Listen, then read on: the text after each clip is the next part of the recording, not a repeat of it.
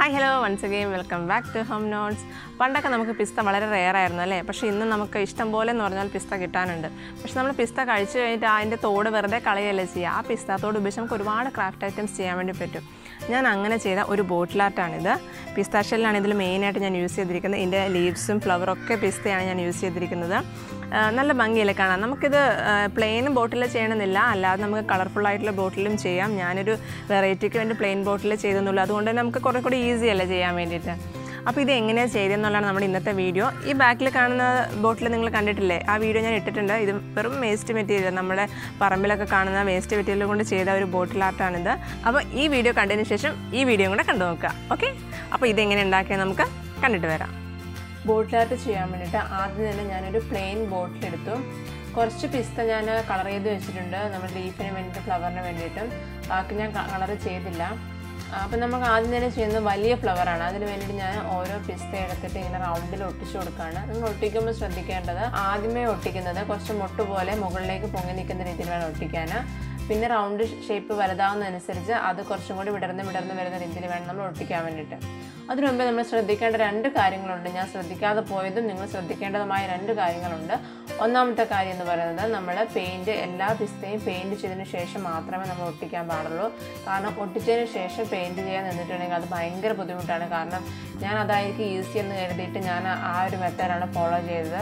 അതിനുശേഷം എനിക്ക് പെയിൻറ്റ് ചെയ്യാൻ വേണ്ടി ഒരുപാട് ബുദ്ധിമുട്ടുണ്ടായി. അപ്പം നിങ്ങൾ ചെയ്യുമ്പോൾ അങ്ങനെ ചെയ്യരുത്. ആദ്യമേ പെയിൻറ്റ് ചെയ്തതിന് ശേഷം മാത്രമേ ഒട്ടിക്കാൻ പാടുള്ളൂ. പിന്നെ രണ്ടാമത്തെ കാര്യം എന്ന് പറയുന്നത്, പിസ്താഷ്യയിൽ പല ഷേപ്പിലും പല വലുപ്പത്തിലും ഉണ്ടാവും. അപ്പോൾ നമ്മൾ ലീഫിന് വേണ്ടത് ആദ്യമേ ഒന്ന് സെപ്പറേറ്റ് ചെയ്ത് വയ്ക്കുക. അതുപോലെ വലിപ്പം കൂടിയതും വലിപ്പം കുറഞ്ഞതും ഒന്ന് മാറ്റി തരംതിരിച്ച് വെച്ചിട്ട് വേണം നമ്മൾ ചെയ്യാൻ തുടങ്ങാൻ. കാരണം അല്ലെങ്കിൽ നമ്മൾ ഫ്ലവറൊക്കെ ചെയ്ത് വരുമ്പോൾ ഇടയ്ക്ക് വലുതും ചെറുതുമായിട്ടൊക്കെ വരുമ്പോൾ ഫ്ലവർ ഒരു കാണാൻ ഭംഗി ഉണ്ടാവത്തില്ല. അപ്പോൾ ആ ഒരു കാര്യം കൂടി ശ്രദ്ധിച്ചതിന് ശേഷം മാത്രമേ നമ്മൾ ഈ ബോട്ടിലായിട്ട് ചെയ്യാൻ വേണ്ടിയിട്ട് പാടുള്ളൂ. അപ്പോൾ നമ്മുടെ ഏറ്റവും വലിയ ഫ്ലവർ കംപ്ലീറ്റ് ആയിട്ടുണ്ട്. ഇനി നെക്സ്റ്റ് ചെയ്യേണ്ടത് എനിക്ക് കളറിങ് ആണ്. നിങ്ങളത് ചെയ്യുമ്പോൾ നിങ്ങൾക്ക് ആദ്യമേ ചെയ്തുകൊണ്ട് ഇനി കളർ ചെയ്യേണ്ടി വരത്തില്ല. അപ്പം ഇങ്ങനെ ചെയ്തതിന് ശേഷം കളർ ചെയ്യുമ്പോൾ അതിൻ്റെ മുക്കും മൂലയും ഒക്കെ കളർ ചെയ്യാൻ കുറച്ച് ബുദ്ധിമുട്ടാണ്. അപ്പോൾ ഞാൻ കുറച്ച് കഷ്ടപ്പെട്ടിട്ട് കളർ ചെയ്തെടുക്കുകയാണ്. അപ്പോൾ നമ്മുടെ കളറിങ് കംപ്ലീറ്റ് ആയിട്ടുണ്ട്. കൂടാതെ ഞാൻ ചെറിയൊരു മുട്ടും കൂടി ചെയ്തെടുത്തിട്ടുണ്ട്. അത് ജസ്റ്റ് ഒട്ടിച്ചിട്ട് വേണമെങ്കിൽ നമുക്ക് ചെയ്യാം, ഒട്ടിക്കാതെ വേണമെങ്കിൽ ചെയ്യാം. അത് കുറച്ചും കൂടി ഫസ്റ്റ് നമ്മൾ സ്റ്റാർട്ടിങ് ഒട്ടിച്ചതുപോലെ തന്നെ കുറച്ച് മുകളിലേക്ക് വരുന്ന രീതിയിൽ ഒരു 5-6 പിസ്ത ഷെല്ല് വെച്ചിട്ട് ഒട്ടിച്ചെടുക്കുകയാണ് ചെയ്തിരിക്കുന്നത്. ഇനി നമ്മൾ തണ്ട് ക്രിയേറ്റ് ചെയ്യാൻ വേണ്ടി പോവാണ്. ഇവിടെ ഞാൻ 3 വലുപ്പത്തിലുള്ള തണ്ടാണ് ക്രിയേറ്റ് ചെയ്തെടുത്തിരിക്കുന്നത്. അതിന് വേണ്ടിയിട്ട് ഞാൻ ചാക്കുനൂല് ട്വിസ്റ്റ് ചെയ്തെടുത്തിട്ടാണ് ഈ തണ്ടുകൾ ക്രിയേറ്റ് ചെയ്തിരിക്കുന്നത്.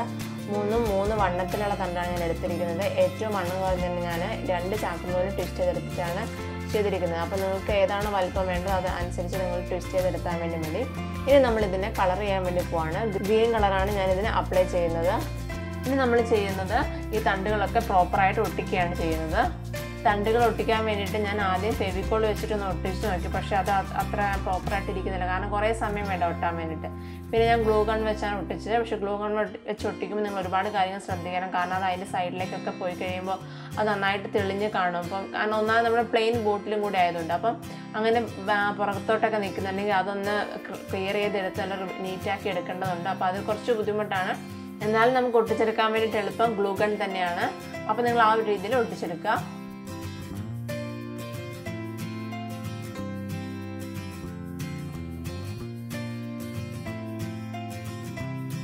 തണ്ടുകൾ ഒട്ടിച്ചു കൊടുത്തതിന് ശേഷം ഞാൻ നമ്മൾ ക്രിയേറ്റ് ചെയ്ത 2 മുട്ടുകൾ 2 സ്ഥലത്ത് ഒട്ടിച്ചു കൊടുത്തു. കൂടാതെ നമ്മുടെ ലീഫും പ്രോപ്പറായിട്ട് അറേഞ്ച് ചെയ്ത് ഒട്ടിച്ചു കൊടുക്കുകയാണ് ചെയ്തത്. ലീഫ് എടുക്കുമ്പോൾ നിങ്ങൾ അതിൻ്റെ വലിപ്പം പിസ്താഷ്യലിൻ്റെ വലിപ്പം ഒന്ന് ശ്രദ്ധിച്ചിട്ട് വേണം എടുക്കാൻ വേണ്ടിയിട്ട്. ചെറുതും വലുതും അതുപോലെ തന്നെ ഒട്ടിക്കുന്നതിൻ്റെ ആ ഒരു സൈസ് നിങ്ങൾക്ക് പിസ്താഷ്യലിൽ കാണുമ്പോൾ മനസ്സിലാവും. അപ്പോൾ ആ ഒരു രീതിയിൽ നിങ്ങൾ പ്രോപ്പറായിട്ടൊന്ന് ഒട്ടിച്ചു കൊടുത്താൽ മതി.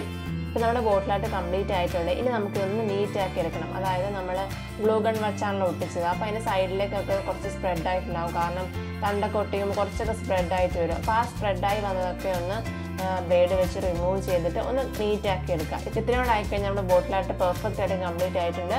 നല്ല നീറ്റായിട്ടുള്ള നല്ല സൂപ്പറായിട്ടുള്ള ബോട്ടിലായിട്ട് ഇത് റെഡി ആയി കഴിഞ്ഞു.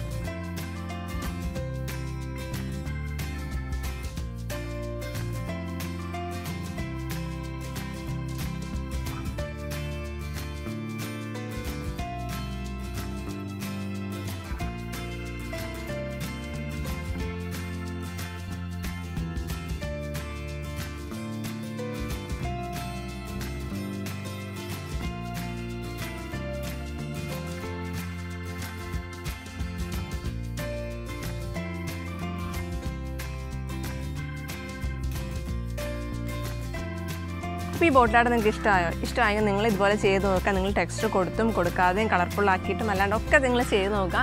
എന്നിട്ട് ആ ഫോട്ടോസൊക്കെ എനിക്ക് അയച്ചു തരണം. ഞാൻ കമൻറ്റ് ടാബിൽ എന്തായാലും പോസ്റ്റ് ചെയ്യുന്നതായിരിക്കും. അപ്പോൾ നെക്സ്റ്റ് വീഡിയോയുമായി കാണുന്നവരേക്കും ടേക്ക് കെയർ. ബൈ.